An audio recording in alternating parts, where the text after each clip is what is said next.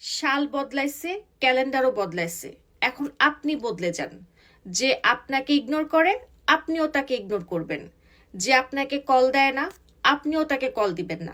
যে আপনার message seen করে না আপনিও তার মেসেজ সিন করবেন না। যে আপনাকে গুরুত্ব দেয় না আপনিও তাকে গুরুত্ব দিবেন না। যে আপনাকে কেয়ার করে না আপনিও তাকে কেয়ার করবেন না। যে আপনাকে সময় দেয় না আপনিও তাকে সময় দিবেন না। যখন সে আপনাকে কল দিবে তখন আপনি কল দিবেন। যখন সে আপনাকে মেসেজ দিবে তখন আপনি মেসেজ দিবেন।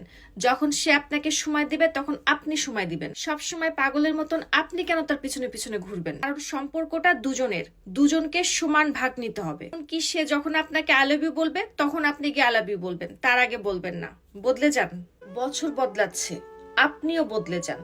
জীবন তো লাশ হবেন না। জীবন কঠিন হয়ে যাক, মানুষ ছেড়ে চলে যাক, বন্ধুত্ব ভেঙে যাক, যাকে চাচ্ছেন যেটা চাচ্ছেন পাচ্ছেন না কোনো ব্যাপার না, কিন্তু জীবন তো লাশ হওয়া যাবে না। ফালতু জিনিসের পিছনে কান্না করে সময় নষ্ট করবেন না। Keep trying hard. কোনো কাজ পাচ্ছেন না কোনো ব্যাপার না, কোনো না কোনো পথ বের হয়েই যাবে। আর এটাই মাইন্ড সেট করেন, মনের ভিতরে আত্মবিশ্বাস লক করেন। হেরে যাওয়া কোনো অপশন হতে পারে না। Lock in. 2026 সালে এটাই সবার মাইন্ডসেট হওয়া উচিত। জীবনে একটা জিনিস খুবই জরুরি, সেটা হচ্ছে শান্তি।